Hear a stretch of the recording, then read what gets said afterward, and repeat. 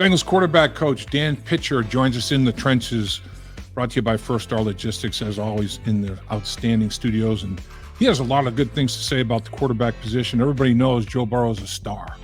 Everybody knows Joe Burrow is battling a calf injury right now.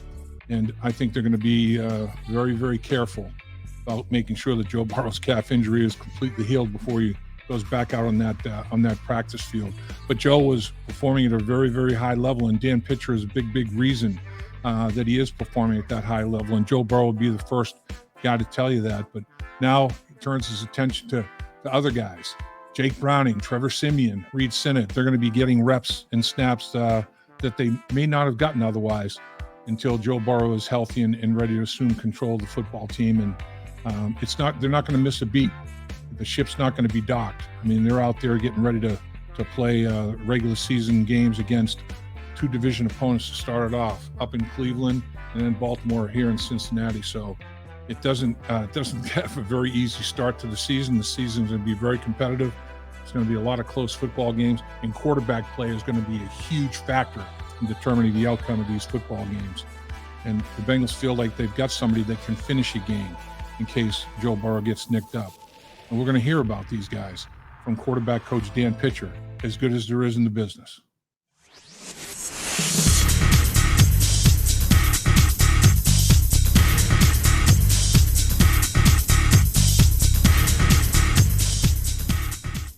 You made a great decision joining us in the trenches with Dave Lapham, coming to you as always from our outstanding First Star Logistics studios, because we have a great guest. A very, very knowledgeable guest, a football lifer guy, Bengals quarterback, Coach Dan Pitcher. Coach, welcome to the show. Thanks for having me, Lap. Thank you as always. And man, I'll tell you, it's it was crazy. Everybody's so excited about Joe's going to be able to have a full training camp with us. And I'll tell you, I was knocking on wood. I was trying to find wood everywhere, and I guess I didn't knock enough because boom. Basically almost the very next day he has that calf injury. But boy, when I first looked at it, I thought, oh boy, I hope it's nothing serious. And it turned out to be nothing serious. But that had to just take your breath away. I know it took mine away. Yeah, I mean, we're all disappointed for Joe that he's going to have to deal with something again this time of year. It's something unfortunately he's been used to doing. But we got all the trust that he's going to do everything he can to get back as soon as he can, and we'll anxiously await that time. And then in the meantime, we just go about the day-to-day and work on getting the team better, and that starts with the guys at our position that are out there right now. So we're just taking it day by day. Right. And Zach made a good point. He said that, in his opinion, Joe had more July snaps than he's had, and that's a good basis for foundation right there. You feel pretty good. I mean, I thought, in fact, we asked him at the initial presser after the first practice, how did practice go today? And he goes, I thought it was great. He said, I thought I had a great practice. He was performing at a high level, which is totally to be expected, obviously. Sure. Yeah. I mean, he takes great care of his body. I thought he showed up in some of the best shape of his life. And, these things happen, unfortunately. I mean, you know as well as anybody, you play long enough and you're going to have little things that pop up here and there. So you just deal with it and you make the best of it and you get back as fast as you can. Yeah. I guess with that said, the calf is one of those areas. I had teammates that, were a lot faster than me that would have calf injuries from time to time, whatever. And one thing that I did find that they can be a little bit tricky, and it's almost like if it feels good, give it another week kind of scenario, depending on time frames and everything that you're talking about. But any injury can be tricky. But I mean, it looks like Joe's isn't something he's going to be able to overcome. Because like you said, I mean, he's fought through stuff a lot worse than this. That's for sure. Sure. Yeah, he's going to do a great job. And our professionals down there, starting with Matt and Nick and Dan, they'll put a great plan together for him, and he'll attack it like he does anything. And we got a ton of confidence that, we'll have him back and we'll be ready to go. When I was watching what was going on offensively, and all three of the wide receivers, your trio of wideouts, which I think is amongst the best, if not the best, in my opinion, it's the best, but it doesn't take long to call roll if people don't think they're the best. they were operating so efficiently and so effectively with Joe. It looked like they all got better. I mean, if that's possible, because they're all performing at such a high level, including the quarterback, Joe Burrow, but they seemed like they were even performing better. I mean, their chemistry, everything just seemed like it was a notch above. Am I seeing things? No, I mean, what you're seeing are guys that are all at the head of the class when it comes to what they do. And when you put them together and they understand each other the way they do, and they're all smart football players, the more they play together, the better they're going to get. It's inevitable. And so, we're very fortunate that we have as many of those kinds of guys that we have, and very few teams have that. So we don't take it for granted. And but we still push them every day to get better, because I think that's what they want. They want to be pushed, and they want coaches that can bring that out in them, and that's what we aim to do. It's we talked about this, I know, ad nauseum, but it's so evident with Joe. He sees the field from sideline to sideline and from line of scrimmage to end zone, as well or better than anybody, and he can tell you everybody was lined up and where they started and where they finished and everything that goes along with it in between. It's amazing how sharp his mind is from a football standout, and that's a separator. But watching, and I'm watching practice, and the quarterbacks are performing well. They're getting the ball out in a timely fashion, going to the right people. But Joe's ball placement is so different. It's so unique. I mean, that seems to me to be a big thing that, boy, that's separate. That's a separator right there. He puts it in little portholes. It's crazy. Yeah, I mean, I think, that's one of those deals where that's what it looks like to the naked eye, and then you go check the metrics, whatever you want to check, whether it be completion percentage or accuracy percentage or whatever these advanced ball placement metrics, and he's at the top of all those lists. So when your eyes tell you something and then the numbers back it up, you can be pretty sure that what you're looking at is a guy with elite accuracy, elite processing ability, decision making, all those things. And so that's what makes us go as an offense. And the nice thing is we've got really smart, confident players right now operating that same offense and trying their best to replicate what Joe's able to do, so that it keeps everybody else sharp, and so that the offense keeps moving in the right direction.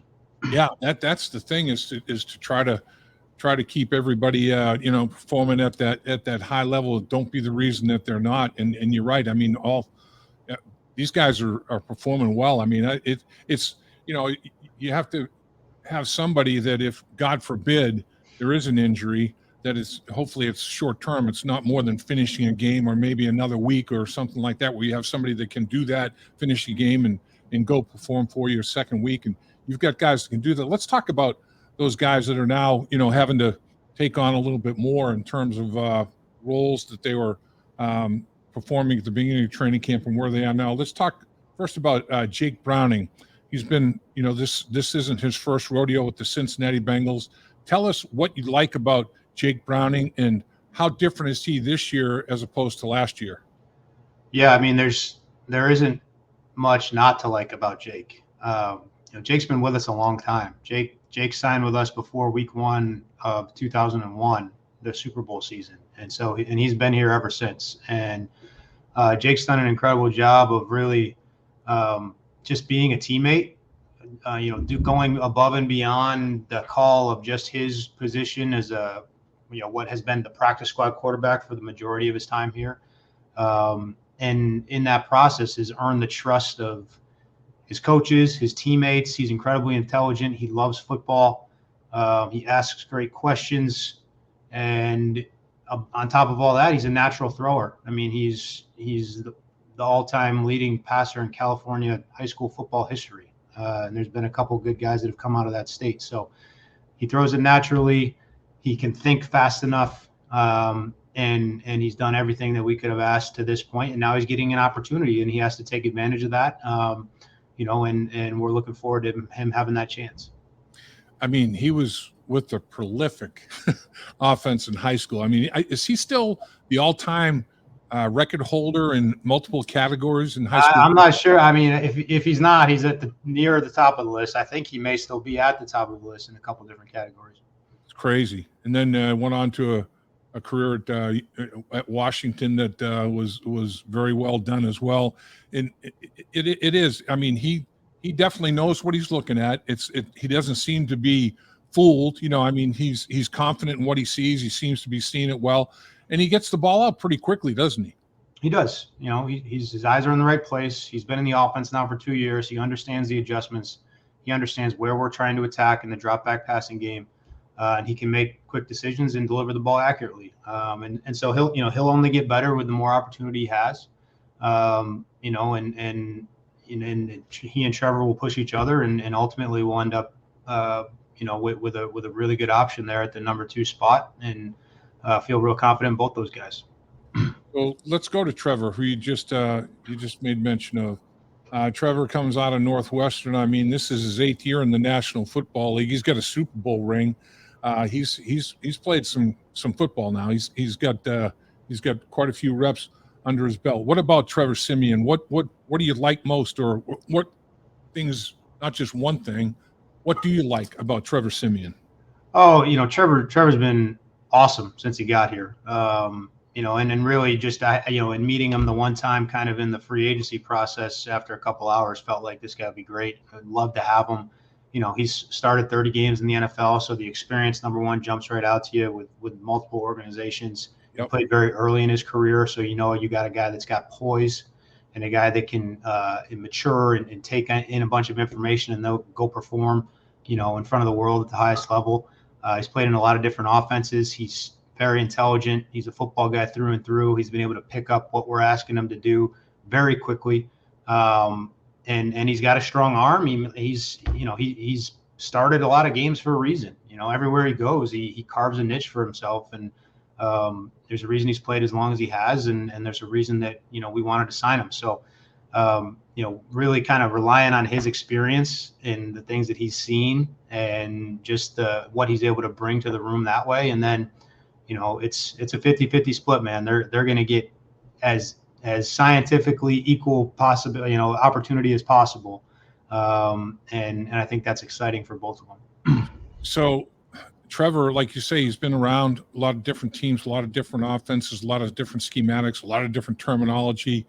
Does that become easier? I mean, when you're exposed to it so many times like that, is it easier to unlearn and relearn, or it's like, all right, well, I've seen these concepts, and these concepts are common denominators in all of these offenses. So just what do they call this? I mean, I understand it conceptually. Yep. All I have to do is maybe unlearn German and learn French or something like that. Is that what it boils down to? Yeah, that's exactly what it is. The more you've seen, the easier it's going to be. Football isn't rocket science. There's, every place is going to have their little nuances of how they like to do things. And maybe, an adjustment to a certain blitz at one place is going to be different somewhere else. But it's really just about learning the language and then being able to access that in the moment.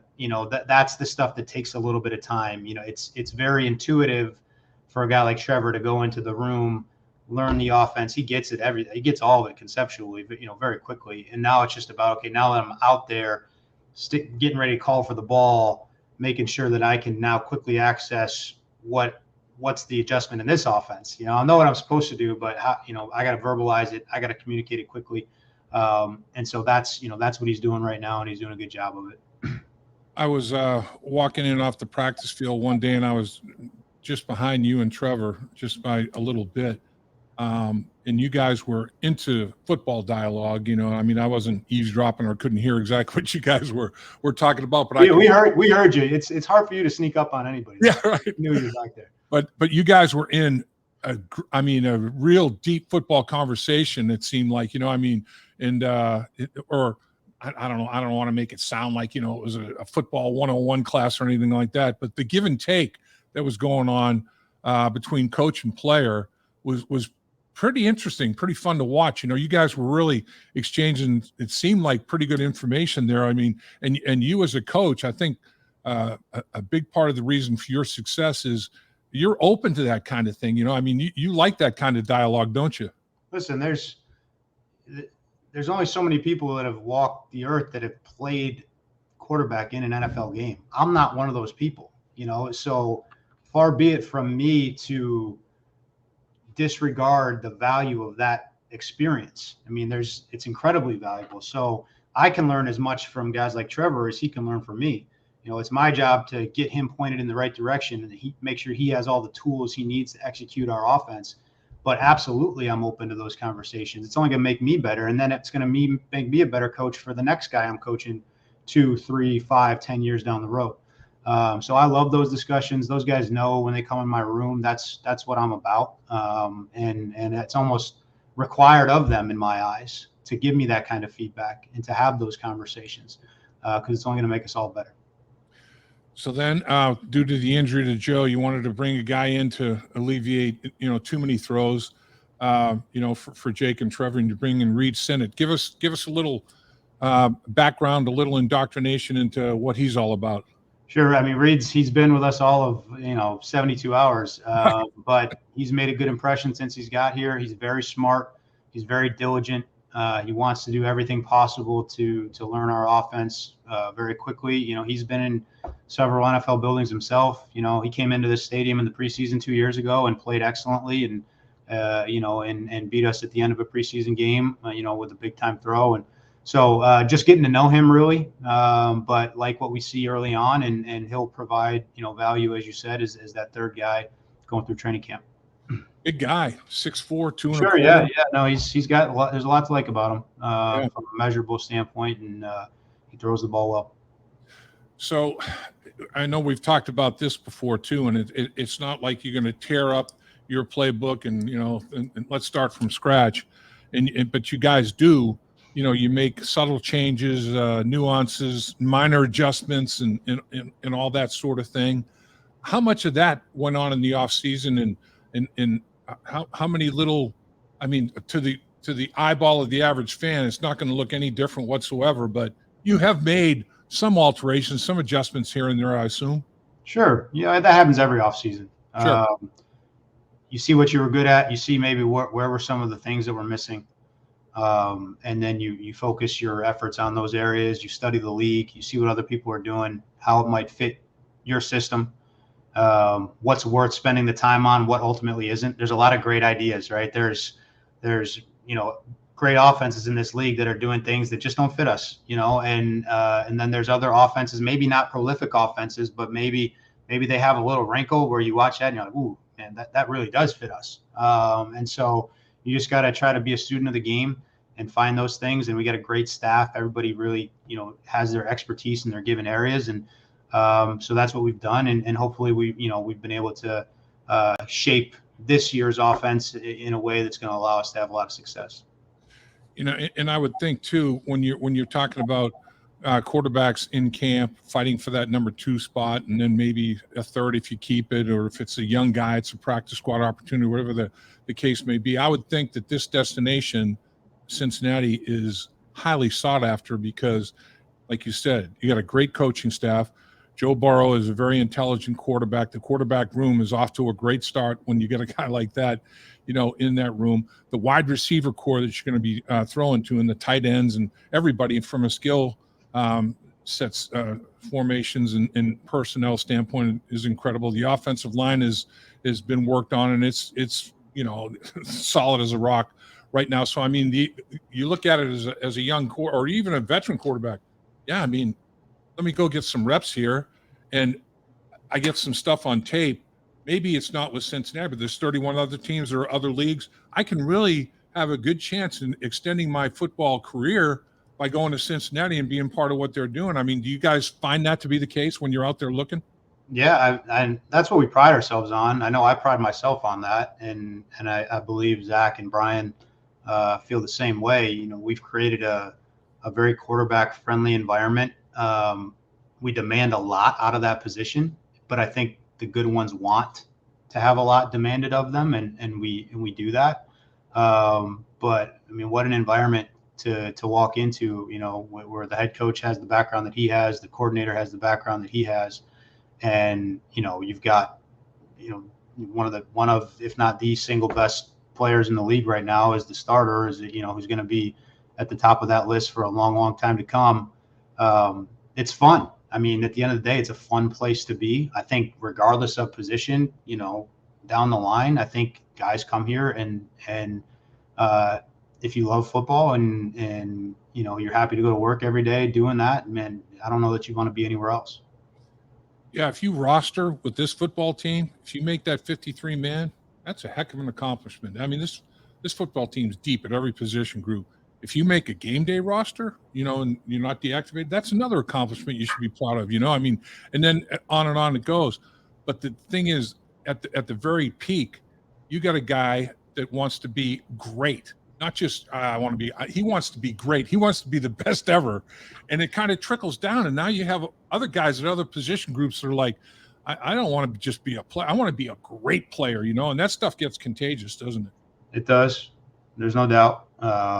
And you've described Joe perfectly. And he's not the only one like that in this building. There are other guys plenty capable of greatness, and who are on their way to being known as that for the rest of the time. And so it's fun being around those guys, because you're absolutely right. Everybody has to raise their standard, especially if you get on the field with those individuals at any given moment. It's like you have to live up to that bar.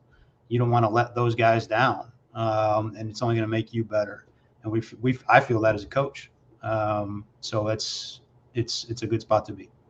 Yeah, I remember, when I had great teammates that, were phenomenal players and have a great year, almost a Pro Bowl year or even a Pro Bowl year or whatever, and you think, how can they be any better?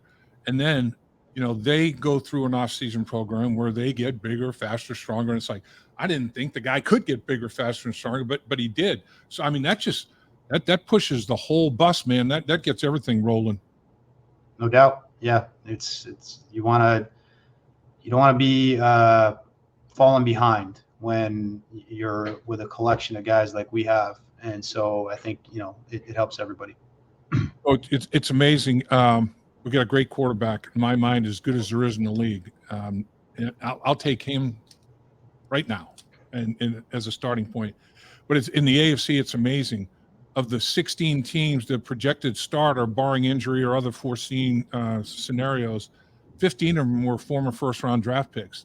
And Jimmy Garoppolo is a second-round pick. I mean, it's like everybody has got a quarterback in the AFC. The AFC is so talented and so competitive. It's unbelievable, isn't it? And then you start the season off on the road in the division in Cleveland, and you get Baltimore at home. Man, the rubber meets the road right away. Yeah, I mean, it's the NFL. There's competitive balance, right? It's the way this thing's set up. It's why the league is as healthy as it is, because every team has a chance. I mean, there's more one-score games than any other deficit or margin of victory. So it makes for great games. It makes for great entertainment for the people in the stadiums and watching on TV. And it makes for hard work week in and week out, but we wouldn't have it any other way. So when everybody has those guys, it kind of, you don't have to worry about it. You don't worry about this week being harder than the next. Every week's going to be hard. And so you just focus 1 week at a time and go from there. No doubt. And it's amazing. Minnesota, the Vikings won 11-0 last year in one-score games, an NFL record. 11-0. That's pretty unbelievable. And then ironically, they lose by a one score in the playoffs in the first round playoff game that they played to the New York Giants. So it's crazy. But you're right. That is the National Football League. That's why it's so great. That's players like the quarterbacks that you have and the coach that you are coaching those quarterbacks. It makes it so entertaining, so much fun. Coach, can't thank you enough. I know you're into padded workouts. It's here it is. Yep. It's coming on now, and it's football time, Coach. Can't wait. Yeah, we're having a lot of fun, man. It's if you love football, you love this time of year, and we're just going to keep attacking it one day at a time. I love seeing this time of year. I love to see the team come together and how it's constructed and what you're doing from a schematic standpoint. There's nothing better, and there's nobody better than you, Coach. Have the best day you ever had. All right. Appreciate you, Lap. Talk to you soon. Thank you, sir. All right. Dave Lapham here, and every day I am grateful for my experience to have played professional football. As a player, I realize self-motivation, leadership, and appreciating your teammates are key. At First Star Logistics, you can use those same attributes to create the life you want for you and your family. Build your future by working hard like I did. You'll see results both on and off the field. Call First Star Logistics today and be part of our winning team. Opportunity knocking.